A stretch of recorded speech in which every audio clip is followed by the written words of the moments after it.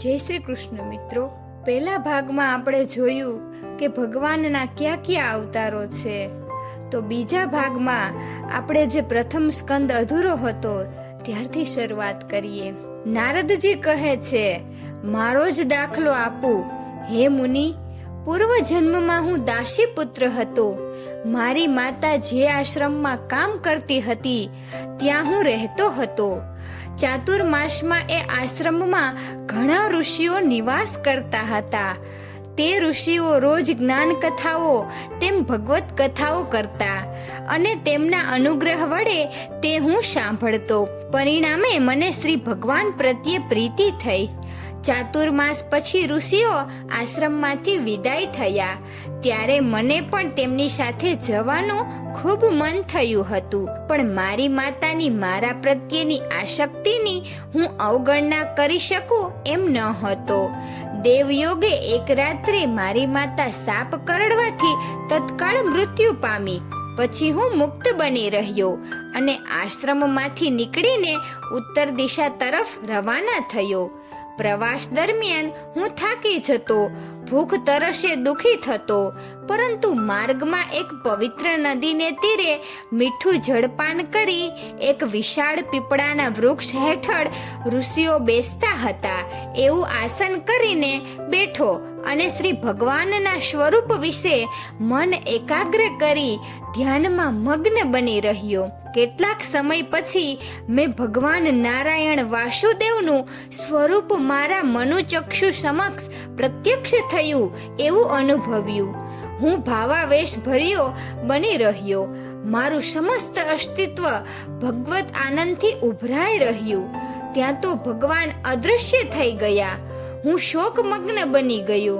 ફરી ધ્યાનમાં બેઠો, પણ એવી એકાગ્રતા પ્રાપ્ત ન થઈ. એકાએક જાણે મેં સાંભળ્યું, હે વત્સ, તું તારા આ જન્મમાં મને પુનઃ નહીં જઈ શકે. તારા મારા પ્રત્યેના અનન્ય પ્રેમ ભક્તિના ભાવથી તને મારી અનુભૂતિ થઈ હતી.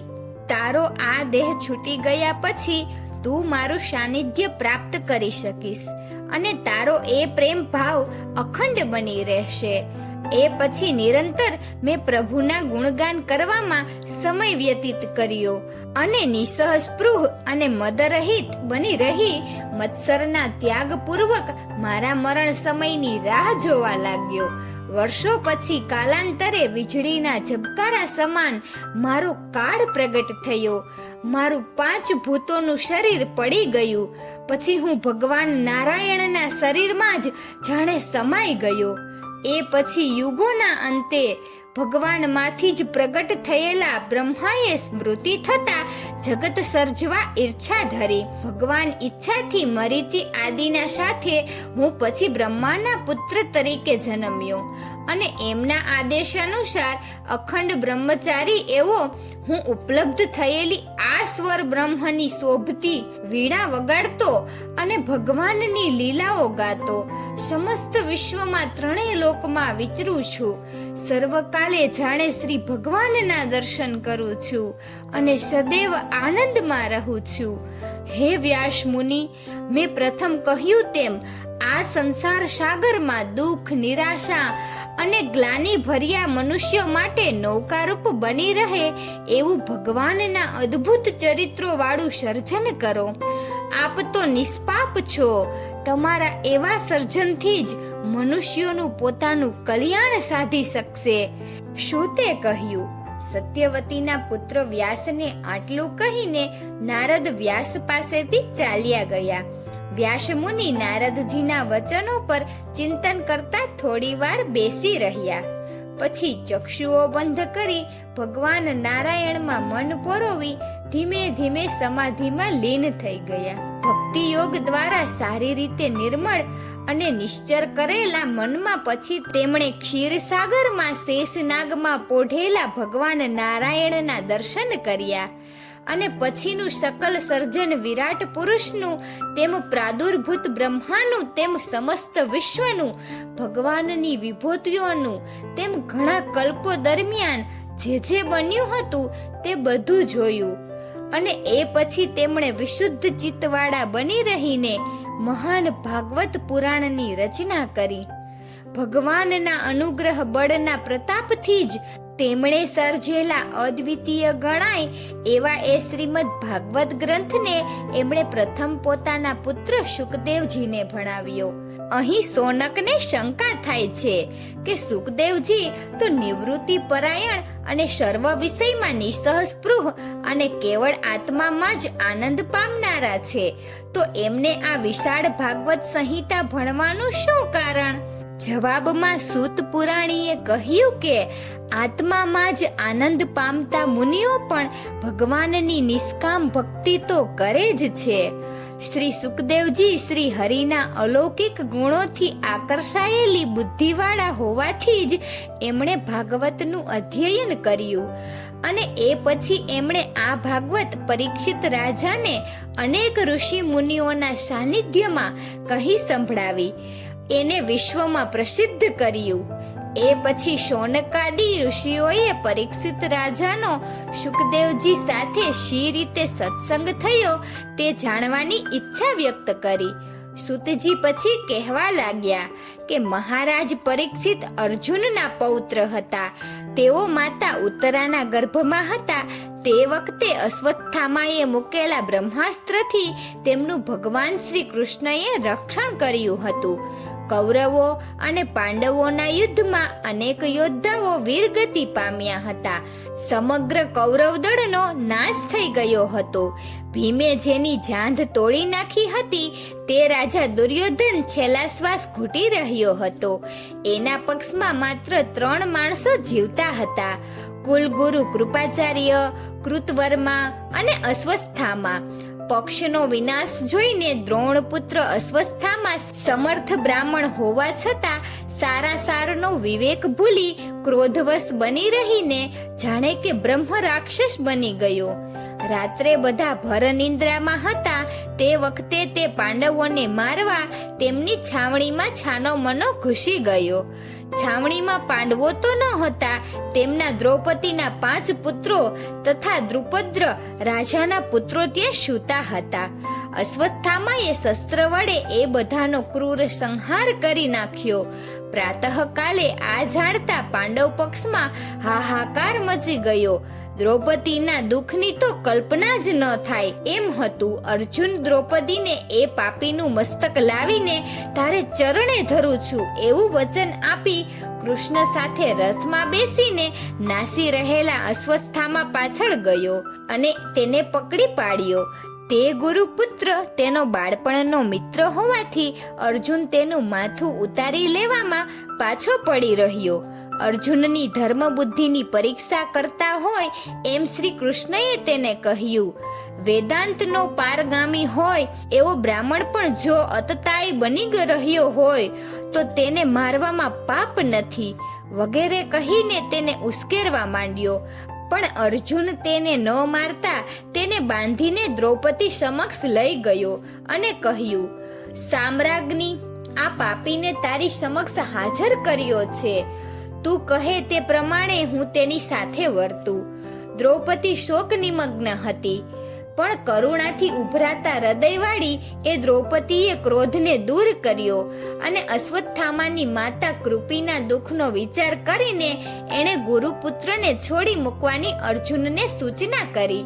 પરંતુ ભીમને મનાવવો અશક્ય હતો. કોઈ પણ હિસાબે તે અશ્વત્થામાને મારી નાખવામાં જ તત્પર હતો. અર્જુન ગૂંચવાયો. તેણે શ્રી કૃષ્ણ સામે જોયું. અકળ મુખવાળી શ્રી કૃષ્ણની ઈચ્છા અર્જુન સમજી ગયો અને તેણે તલવાર વતી અશ્વત્થામાના મસ્તક પરનો મણી તેના કેશ સહિત ઉતારી લીધા. મસ્તક મૂંડી નાખવું, તેનું ધન ખૂંચવી લેવું અને તેને સ્થાન ભ્રષ્ટ કરી હાંકી મૂકવો એ બ્રાહ્મણના વધ સમાન જ છે. દુષ્ટ એવા અશ્વત્થામાએ દુષ્ટતા ના છોડી.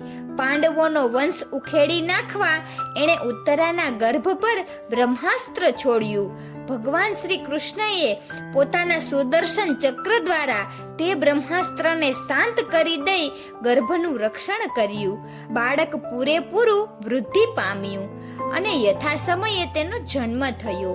ભગવાને તેનું રક્ષણ કર્યું હતું, તેથી બધા તેને વિષ્ણુરાત નામથી સંબોધવા લાગ્યા. પણ ગર્ભાવસ્થામાં તેને પોતાના સ્વરૂપના દર્શન થયા હતા, તેથી કૃષ્ણે તેનું નામ પરીક્ષિત પાડ્યું હતું. યથાસમયે યુધિષ્ઠિરને હસ્તિનાપુરના સમ્રાટ પદે સ્થાપવામાં આવ્યા.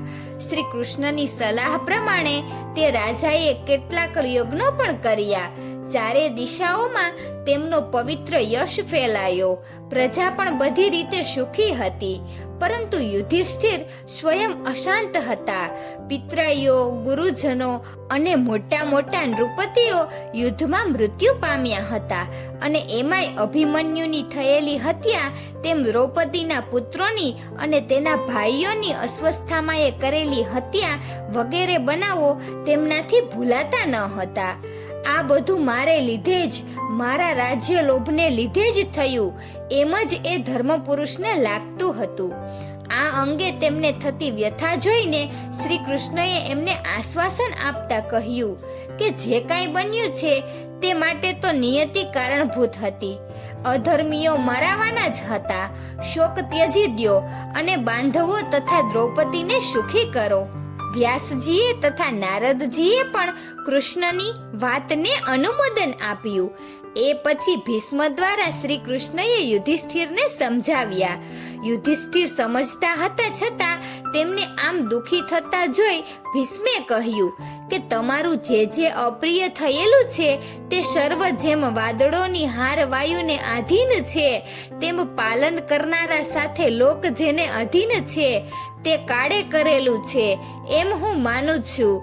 ગદાધારી ભીમ, ગાંડીવધારી અર્જુન અને કૃષ્ણ જેવા તમારા સખા હોવા છતાં ધર્મપુત્ર એવા તમે આટલા વર્ષો સુધી અન્યાય સહન કર્યો છે અને સત્તા જમાવી શક્યા નથી.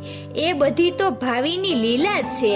આપણે યથાર્થ રીતે જાણતા નથી, પણ એક તત્વ એવું છે જે દુષ્ટોના દમન અર્થે આવિર્ભાવ પામેલ છે. હું આ કૃષ્ણની વાત કરું છું. વસુદેવના આ પુત્ર, જેને તમે મામાના પુત્ર, મિત્ર, ઉત્તમ સહાયક, સચિવ, દૂત તેમ સારથી તરીકે માન્યા છે, તે તો સાક્ષાત ભગવાન આદ્ય નારાયણ પુરુષ છે. એ જ કાલ છે. લોકોને પોતાની માયાથી મોહ પમાડતા વૃષ્ણિઓમાં ગૂઢપણે રહી ફરે છે. સર્વમાં આત્મવાળા, સમદ્રષ્ટિવાળા, દ્વૈત વિનાના, અહંકાર વિનાના અને પાપરહિત એવા તેમના પ્રભાવને કોણ જાણી શકે તેમ છે. એમના મહિમાને કદાચ જાણે તો ગુણાતીતો એવા અંતે તો સંહારક છે, છતાં જે શિવ અર્થાત કલ્યાણ રૂપ રહે છે એવા મહાદેવ છે. સર્વ સ્થળે વિચારતા સર્વના હિતને સાધનારા નારદજીના ઈષ્ટ ભગવાન કપિલ જ જાણે છે. તેમણે આ બધું થવા દીધું છે, પણ વસ્તુતઃ તો તેમણે તમારું રક્ષણ જ કર્યું છે. સર્વ વિઘ્નોમાંથી તમને પાર ઉતારનાર એ જ છે, અને એ માટે તમારી એમના પ્રત્યેની અપાર ભક્તિ જ કારણભૂત છે. હું મૃત્યુશયા પર રહીને એમનું સ્મરણ કરું છું, એટલે જ તેઓ ભક્તિના સૂત્રથી ભક્ત સાથે બંધાયેલા એ ભગવાન અહીં મારી સમક્ષ ઉપસ્થિત થયા છે. મિત્રો, તો અહીં પ્રથમ સ્કંદનો ભાગ 2 પૂર્ણ થાય છે. તો આવા જ વિડીયો જોવા માટે વિડીયોને લાઈક અને શેર કરજો અને અમારી ચેનલને સબસ્ક્રાઈબ કરજો. વિડીયો અંત સુધી જોવા બદલ ખૂબ ખૂબ આભાર. જય શ્રી કૃષ્ણ, જય દ્વારકાધીશ.